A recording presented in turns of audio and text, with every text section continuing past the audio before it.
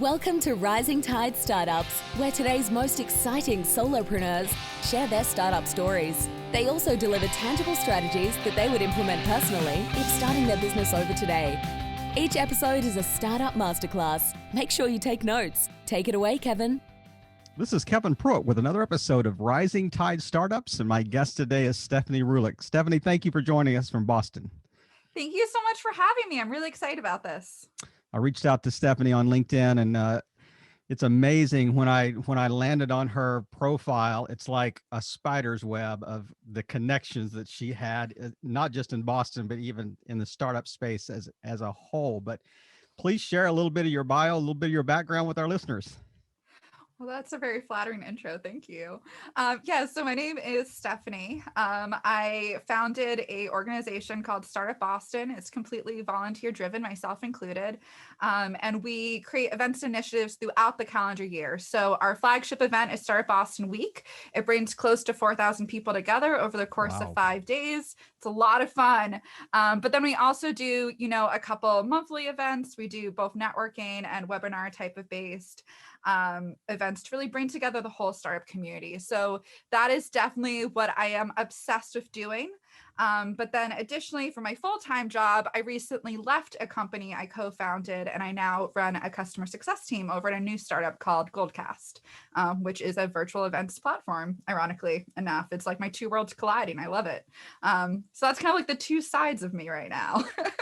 So how did you get in this startup scene in the first place? I mean, you just woke up 18 years old. I was a teenager. I could work at McDonald's, or I could go start up a business. So what was the story behind that? That sounds like a pretty accurate explanation right there in a sentence. I'm not going to lie.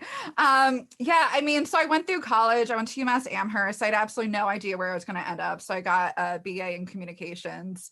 And I still had no idea where I was going to end up. So for the first, I think it was 6 to 8 months post-college, I was waitressing, working in retail, lifeguarding, really just trying to figure out what I was doing. And then I finally got a job because, I was interviewing a lot or applying, but no one wanted me. And I finally applied to a job I found on Craigslist back when that was a thing. And it was to be employee number 1 at a content marketing agency called nDash Marketing. And I was like, cool, that sounds fun. I don't know anything about marketing or agency life, or really I'm super unqualified for this job, but I'm going to give it a go. And I came on board as a part-time employee and eventually, got brought on full-time a few months later. And then from there, I actually helped the founder of nDash Marketing, Mike Brown, really build out the agency.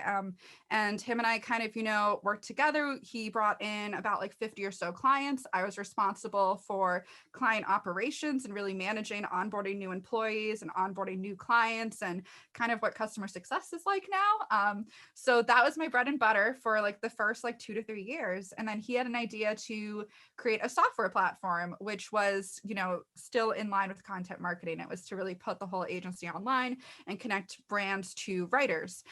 So I went with him and our CTO, Andre, and the three of us pivoted the agency into a SaaS company called nDash, and I became one of the 3 co-founders. And that's how I got into the startup life. So essentially, I went from Craigslist to startup life in a couple of years. And then from there, I was a new founder. It was in August of 2016 is when we founded that company. And I had no idea what I was doing. I was responsible for doing customer success, which was, again, in line with the agency side. So I was Googling a lot and trying to figure out what exactly I was doing. Honestly, one of my questions was, what is SaaS? I was like, what is SaaS? I have no idea. How do you spell it? Yeah. Is it 2 A's? Is it 1? Right. How do you price it? And how do you get people to give you money? And they're on this website. How am I supposed to talk to them? I was as green as they came when it came down to this. So then I basically, I try to find networking groups, but none of them really were really useful at the time. They were really good for introing you to people, but not necessarily to the startup community. It was, right. I think it was before a lot of different startup networking groups were available in Boston, or if they were very hidden and you had to kind of know someone. So in September 2017, I put together Startup Boston Week, which was a 5-day conference. It was free for everyone. I did it to honestly create content that I myself wanted answered. I eventually found a couple people to tag along and help me plan the event as we went into the summer, which was very helpful because initially I was just by myself planning this thing that I had, was not qualified to do. And we had no marketing budget because no one wanted to give us money for the event because I was like 25 and people were like, who are you? Why would I cut you a check? And I was like, I don't really know actually. So that's fair. But we got 2,200 people to show up for the first year. Wow. What year was that? That was in 2017. So well, you'd been in the startup world for an entire year by that time. Yeah, at that point I was. It was like almost a year anniversary. I mean, you were an experienced professional by then. You were a year into it. So oh my God, looking back, I was like, why did I do both of them around the same time? It was insane. It sounds like though it was born a little bit out of necessity. I mean, you had looked and said, is there anything that exists out here that can connect us together that are kind of in the same space and different companies? And you just filled a void. I mean, you felt it was a felt need, but there was a void in the space there. But it's amazing to me that when people talk about startups, they immediately think of Silicon Valley. You think maybe even of Austin, places like that. But Boston has such a strong startup scene. What are the, I guess, the fundamental elements, or what are the ingredients that make that such a kind of a hotbed for startups right now?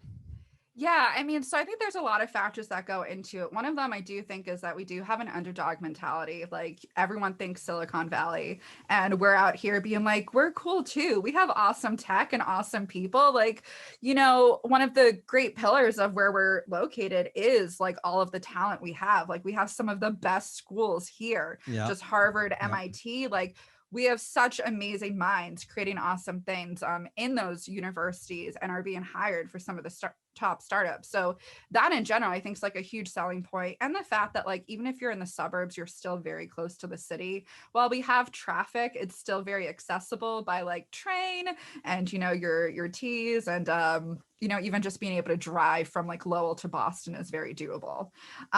So I would say kind of like the combination of the talent and accessibility is great. But honestly, I would definitely say it's the Bostonian attitude, which just comes down from being an underdog. And, I see it all over my LinkedIn when something's announced that we've raised more money in startups versus New York or Silicon Valley, like we take that as a win. We're like, yeah, we're beating them. Mm-hmm. And I personally love that. I absolutely love it. But I also think that's the reason why we're really kind of shining a lot is because of that mindset. Because I mean, they have awesome talent too. I know Boston's going to be like, we have better ones. And I'm on your side, Boston. I am. But it's really just that go-getter thing. I think that's also like what entrepreneurship really comes from too, is people, getting the door closed in their face and being told they can't do something. And those, founders being like, all right, well, I'm going to go do it. I'm going to show you. And we just come together as a community when it comes to like really competing against those other cities. That's true. It's kind of like Philadelphia. I mean, there's the sports community really drives even the startup community. I mean, how many times have the Red Sox, come in kind of little brother to the Yankees for years and years and years. And now that, lately they've been better. And I mean, the Patriots, I mean, they went through a really dry period for a long period of time. And then all of a sudden they're a dynasty, so the Celtics had their dynasty period. We'll see Okay. So past history in the last year or two. That's right. You got to remember Tom Brady before he left. I'm happy for him though. I watched that. I was amazing. Rooting for him. I couldn't help it. You amazing. Have to. Yeah. We're still loyal even then.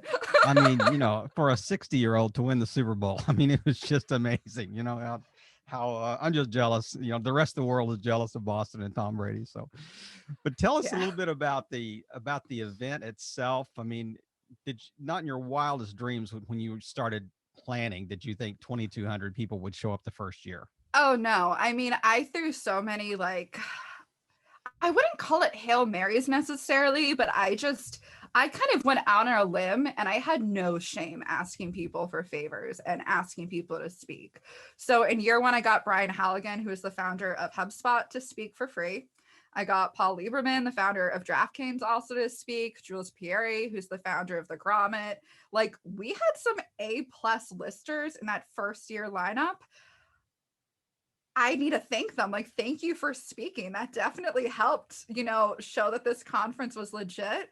I honestly don't know why they agreed, but I'm really, really thankful for it. I didn't ask questions. I was like, this is great. So this is where you're going to be. And these are the logistics. I didn't ask twice. I was like, yes.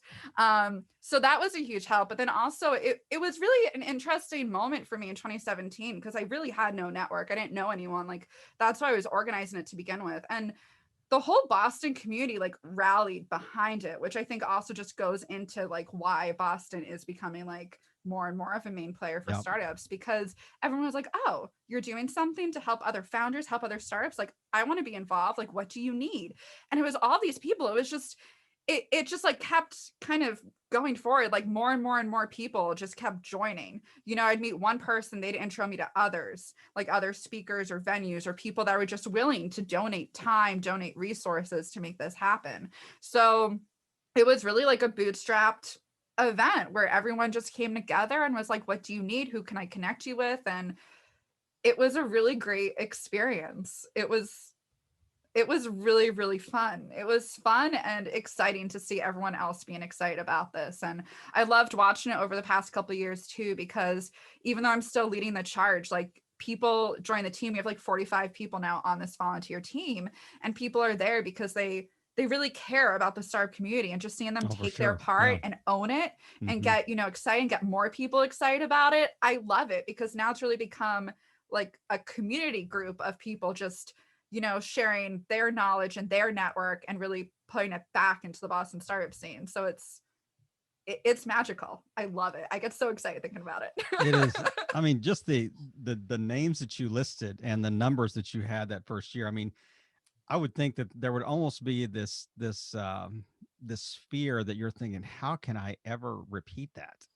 I mean, that's like I hit the grand slam year one. I mean, so if I hit a triple, which would be great if I was just starting out batting, but I hit a grand slam the first time. So did you have a sense that I've almost got to amp it up a little bit every year? I've got to kind of do a little better every year. So who you have this year, or who are you going to have next year to speak to? Oh my God. As the headliners. No, I feel this so much as you're bringing this up. I'm like, yes, I do feel that. I saw you breaking out in a sweat there. I was like, oh my God, I don't know. No, honestly, ignore everything I said. No. I mean, I definitely want to answer that, but before I answer it too, I just want to say something. Like, I don't think there will ever be a time where I'm not nervous of people not showing up. I am always nervous the night before any event. It could be a 20-person event, it could be a 4,000-person event. I think I will always be nervous of, oh my God, no one is going to come. And I think any event manager and organizer. Are you more afraid that the participants won't come, or the speaker won't show up? The participants, never the speakers. The speakers are great. I've only had like one no-show for a speaker, and they had a legit reason. They were actually really sick. So no, I'm not worried about the speakers, but I always get worried. Like, people are like, oh, build in, they will come. And the night before, I'm like, let's say they don't come. So that will always be a fear. I think even 15 years from now, I'll still be worried that people won't show up. And maybe one day they won't, and then I'll conquer my worst fear at that moment. It'll be a good learning moment for me. But in general, I mean, I do feel like kind of that pressure year over year, like of what are we going to do next? And I do listen to the community in terms of what they want. But at the end of the day, like myself and the team, like we keep the mindset on two different things. One is internal organization. Like, what are our internal goals? Sometimes, last year it was us figuring out a virtual conference. The year before, it was really growing the team and figuring out how to onboard new people, because we were not good at that the first 2 years. So that was a huge goal internally. But then the second thing that like 2,200 people, I wouldn't say you had a huge bottleneck. Well, in terms of like the internal team itself, like we just it was difficult to kind of bring new volunteers on and be like, this is what you're doing. So I had to get a lot better at figuring that out and letting go. Which was a struggle. I'm not gonna lie. I think any founder can kind of relate to not wanting to let go of parts, and then being like, you know what, we have these people on the team because they're good at this. Like, this is what they do. This is what they're passionate about. It's gonna be okay. And it worked out great, of course. But it was still frightening. But then the second thing is like any event that we approach, we're like, you know what, we want it to be the best content and the best speakers. And even if there's only 2 people in the room, like we need to make sure that they have Mhm. the best time. Because Yep. some of our events, while we'll have like a lot of people total, some of our events only have like 10 people in a room. Right. Like small It's like a breakouts or really, something. Right. yeah, it's like a really niche workshop. Like not Hmm. everyone wants to know about like, how to build, I don't know, like a prototype for some obscure, blockchain industry or something where Right. some people use it, but not everyone's super passionate about it. So the more granular it gets, you just have to focus on making sure that everyone there in the room has a good time. I got a And secret. yeah, We don't show up please because tell. we don't understand it. Don't want to look stupid. Oh, We'll ask questions and the guy will go, "Do you understand what I do exactly?" well, you know what, guys? If anyone's listening to that and thinking this, you should show up anyway and ask those stupid questions. That's why I made the conference. So That's you're it. in good company. Everybody's a learner. That's I'll exactly probably right. ask a way more stupid question during that learning session because I have no shame. I'll be like, I don't know what we're talking about. Can someone please explain? Thank you. So you'll be in good company. I mean, I love the way that you kind of approach this. You just said, "Look, I've got my hands open. We have zero budget. We have a lot of people interested. We would love to have you come and speak and just kind of share your wisdom. And actually, it's just a matter of, kind of selling the vision of giving back to the space that actually has built their companies. Yeah. That whole environment, that ecosystem, and that's where, I mean, there are certain places in the country that it seems like that is much stronger than other places. And Austin does come to mind, and Boston comes to mind, of places that companies do tend to cooperate more than Mhm. than compete. And it's really a unique environment, and I mean, it's Yeah. just great to see from the outside.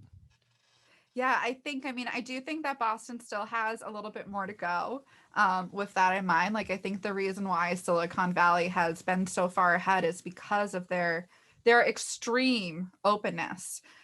Competitors sitting down and having coffee and chatting about challenges in their space is something very common out there. And in Boston, people won't even dream of doing that. And I think like it is a thing. Like I think that is something that people need to get more comfortable doing. Like, it's competitive, but it's healthy competition. And we Hmm. can't go and Yep. crack big problems or, solve for big problems if we don't work together. And yeah, like let's say you get a little too friendly with your competitor and they give you a run for your money. Like, hey, I guess you got to go up your game too. Like you're just going to become better as a result. So I do think with that in mind, like to echo what you're saying, like, yeah, like the startup communities that are more open and want to work together and support each other are going to do better. But Boston still needs to work on it a bit more. Yeah, but I mean, the people that I've encountered there have been extremely open to, I mean, discuss, even kind of pull back the curtain, so to speak, about Yeah, it's how come a their companies long way. operate, for sure. It's Yeah. it's amazing to see. But have you ever been tempted that make this your gig? I mean, to make Startup Boston Week, kind of, and the smaller events that are around it. I mean, there is, I mean, it costs money to do the logistics. There's value that you're providing. I mean, have you ever thought, I could add $20 a ticket and pay myself a salary, type thing. So Yeah, I actually had a really good self-reflection time this winter. So I quit, I left my company nDash in late November, early December. And during that down period, I think it was like 5 weeks of like an actual break, which was really nice. And during that time, I thought about it. I was like, oh, like maybe I'll make this full time. Like it was something that I was thinking about, playing around with my head in the past year. But honestly, having those 5 weeks of like not working and really thinking about what I wanted made me realize I did not want to do this as my full-time mm, job. yeah, I just wasn't done building tech yet. I right. love building tech companies. And that's what drew me to working at Goldcast, was because they're a small tech company. I think they turned like a year old in like a month or two. So I got in there at the ground floor and I could really help build a customer success team again and kind of really pull up my sleeves and do that like heavy lifting. And I love that. I love it. Plus, their founders are amazing. They work harder than anyone else I know. They give me a run for my money. I'm like, oh my God, I have to keep up with them. But yeah, I just I don't see it happening quite yet. Like maybe in the future, but not for the next couple of years, I don't think. So did you meet them through the Startup Boston community? Did you meet the founders? Yeah, it was in a roundabout way. Like someone I knew liked something someone else posted. And then I was like, oh, that looks interesting. And then I ended up interviewing for the job. So it was like, I guess it was a roundabout startup community because it was definitely through a startup Boston connection. Like I don't Yep. know any other way, but I honestly don't even remember who liked whatever the post was. But yeah, always build your network. It helps. No doubt about it. No, and the more that we become kind of a remote virtual, you know, work environment, I think it's going to be more and more important for sure. I mean, because we literally are, you could work for anybody in the world, I you know, know. anywhere in the world, anytime. So, you know, some of the largest companies in the world are either almost nearly completely remote or they are completely remote. So it's amazing to see how that's transformed just in the last 18 months or so. Yeah. I was really spoiled even for the past 2 years, even before COVID, I've been a remote employee. Um and I found it interesting because when COVID happened and everyone worked from home, after like the initial shock of not being able to leave your home because it was awful. Mm-hmm. That was awful. That was worse than actual, remote, Right. normal remote work. That was Right. not a good time. But as we've slowly been able to do a little bit more and more, like I find it interesting how all of my friends who never wanted to work at home now are like, I don't want to go back into the office. And I'm like, see, it's not so bad once you get into your flow. Wish it was under different circumstances, but all in all, it's been an interesting thing to watch in that regard and only that regard. So what do you think how is the business environment? I mean, there is no going back to normal. I mean, Yeah. there will be some form of new normal, you know, kind of post COVID. What are you seeing, you know, what are you hearing kind of in the airwaves out there about what work will look like? Yeah, I mean, I do think I think it seems like a lot of people are more of a fan of a hybrid approach where you Mm-hmm. have an office but it's not required versus always having to work from home. That seems to be kind of what has been in like the airwaves, at least in my Right. circles, which is completely understandable because you can go crazy being at home for 7 days a week and not Yep. seeing people. So I get that part. And then in terms of like the event space, I mean, I think hybrid is going to be again like the way it is because it's like you want the best of both worlds. Like if there's a conference happening, you still want to be able to see it even if you can't travel to it. Like and now that we've been, really kind of forced to figure it out, I think that's also going to be here to stay. I don't think it will ever be fully virtual. I think you'll Mm-hmm. have to do kind of a half to half. So having like those services where you can, either live stream content to a virtual audience and have that virtual audience interact with the live stream content there. And then also, in person, I think is like probably like the best way to do it because you don't want to just live stream a webinar. That's really Right. boring. Right. But kind of like figuring out that mix is going to be something in like 2022, I think. People start turning their cameras off on Zoom, and you know they're either taking a bathroom break or they're folding laundry or Or in they're my doing case, I'm stuffing my face on the other end, being like, this is the only 30 just minutes I busted out the have. Doritos there. That's right, during the call. So yeah, Yeah. I'm just telling all my secrets on my Zoom calls. No, So no, you're good. We're I good. think that I think there's value to the hybrid model. I mean, I have come my day job. I came from like a 5 days a week in an office, or at least 4 out of 5 days a week. It would be nice if I could go there maybe 1 or 2 days a week and make sure I schedule kind of my in-office meetings on those days, meet with my team, but it gives them some autonomy too. I mean, they don't want me in their grill 5 days a week. I don't need to be in their grill 5 days a week, you know. Yeah. So Yeah. hire people we can trust and let them do the job. You I know, think it's just that. And at least for me in startup life too, it's also like, well, those 2 hours I didn't spend commuting, I got a lot done. And that's no been a doubt. huge wake up call to a lot of people, whether it's like working out, having more time with your family, Yep. or catching up on emails, whatever your fancy is. Like that's time that used to be kind of wasted with your Right. commute that you get back. And it's awesome.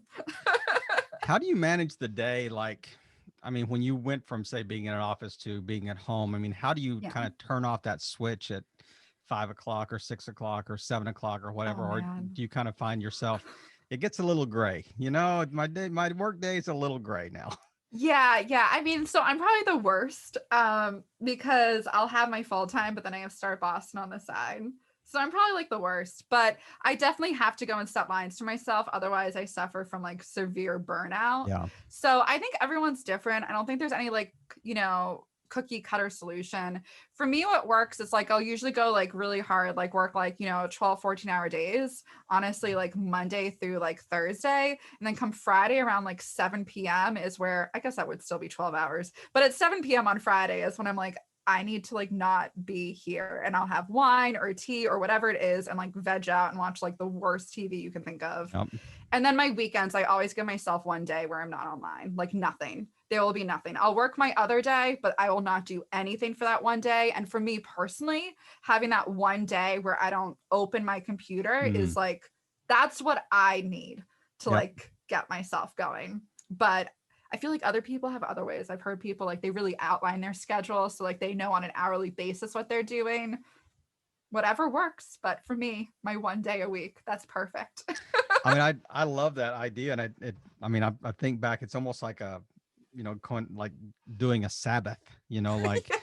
where, it's like Friday night to Saturday night, I'm shutting down, no, Yeah. no electronics, no, whatever, that type Oh, of that's thing. So literally, it's like Friday night to like Sunday morning. And I'm like, okay, I guess I'll go back to it now. now I And then can if something open the does mag pop again. up, like obviously there's Sure. exceptions, but yeah, for the most part, like Saturday is my day. Yeah. Like that's it.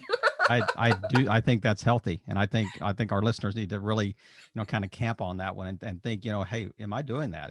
Is there a time that I'm really unplugging during the week because I can tell like when I don't. burnout? Yeah, it's like when I don't, it's like my productivity not there. It's very, very bad. So yes, we're in Tell agreement. us about Startup Boston. Like with COVID, I know that you mentioned that the event was at, I don't know if you mentioned on this recording or if I was listening to another interview you were doing, but you mentioned that it is in a virtual format this year. So how has it been different? How is it going to be different? Or is there going to be smaller breakout rooms? Is it going to be this virtually the same format, just online?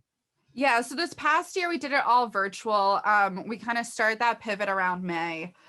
So we did it all via Zoom, and we had a Slack channel for people to network on. We used this app called Icebreaker, which is really good for some speed dating, networking. It also provides you with questions, which was really cool. And then of course, like all of our events at that time were on Zoom because it was what we knew, what we were Right. comfortable with. This year we were rooting for hybrid, beginning to think that's not going to be what ends up happening. We'll make an official announcement probably in a month once I chat with the team, but guessing it's probably not going to happen by the looks of it. I'm still crossing my fingers though. So if we do end up going completely virtual, we want to really work to make it way more interactive than we did this past year. Like this past year, we were really just getting our toes wet. Yep. We really tried to foster connections. I think we did an okay job, but we can always do better. So for me, kind of, I guess, to go back to your way earlier question, how we're stepping up our game, we're still looking for speakers. So if you have suggestions, go to startboss.org and let us know who you think should speak at the event. But for us on a personal team level, if we end up being 100% virtual as it looks, it's really to figure out like more networking events that aren't just like a free for all, and fostering more one-on-one connections, maybe doing some office hours, maybe connecting out of state investors to, founders in Boston. Like with virtual, like as you pointed out, like you can meet people from anywhere now, like not Right. just even for your job, but like, in terms of really kind of establishing partnerships and, locking in money, investment money. So we're kind of trying to, like, at this point, we've been brainstorming a lot. We just had our kickoff about a month ago, so we should have like, our agenda here soon. But it's a lot of like, who can we connect to the startup community? Who at the startup community wants to be connected to someone out of state, out of country? Maybe it's even just like, hooking up like people from Cape Cod to, Lowell, which is north of Boston. Right. Because even those two cities, like we're in the same state, but they're so far away and they don't talk to one another. So we're going to have a lot of fun connecting a bunch of different groups. And that's what I'll say now, because I don't have a better plan at the moment, but that's the goal. Well, no more in a month. Exactly. Yeah, the term is fluid. It's not flexible, it's fluid. We need to be fluid. Fluid. We're That's figuring right. it out. So does the event have like a Shark Tank or a Lion's Den or however you want to phrase it? Do you have that element built in that where VCs can get pitched to by startups? So we actually don't have that during Startup Week, but we are partnering with this company called Cubic Labs. It's a co-working space based in Quincy, Mass. That I live in Quincy. So, but we are launching a month-long pitch competition come April 2nd together.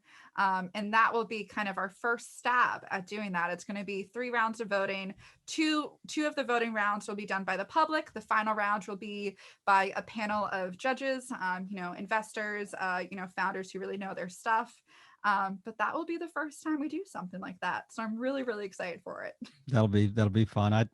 If that's online, I would love to watch that. It will be. It will. I'll send you a link, and that way you can tune in. You can also vote. But yeah, I'm really excited. I've never done a pitch competition before, so it'll either be really good or really bad. We'll find out. It's going to be great. It's going to be great. Well, it sounds like to me that you're never bored, and you always kind of fill the schedule. And as we're wrapping up today, I wanted to let you kind of fade into your Sabbath weekend that you have ahead of you. But is there anything we haven't touched on that you want to just kind of close us with today that you think would be really good for our listeners to hear? Yeah, I mean, I guess like if I was going to have like one ask, it would be to go to startupboss.org, startupbos.org, solely to sign up to our newsletter or to submit yourself as a speaker, others as speakers. You can volunteer there, but that's kind of like where our home base is. And I actually personally look at every single email. So if you do reach out there, I will respond. It might be in 48 hours, but usually no longer than that. So, well, especially if you send it to her on Friday night, you just count on the fact that it'll be Sunday before you hear. Oh yeah, Sunday morning, 100% of that point. Exactly right. Wake up. Good morning, Boston. It's all right. The Sunday morning, we are back in line. We were back online. Exactly. So. Well, Stephanie, it's been a pleasure to talk to you today. And you crammed so much in such a short period of time. I mean, we've kind of gone through your startup phase and the startup Boston phase and COVID and just how you even got into this and even your personal day. How do you manage your workflow and stuff like that during the week? And it has just been really good to hear your story and what you're involved with currently. But just thank you for really taking the time today and just playing your part in helping all boats rise in a rising tide. Stephanie, have a great weekend. Thank you so much. Thanks for having me. Another episode in the books. We hope you heard some great takeaways. Don't forget to subscribe and leave a 5-star review on iTunes and YouTube. As always, thanks for listening to Rising Tide.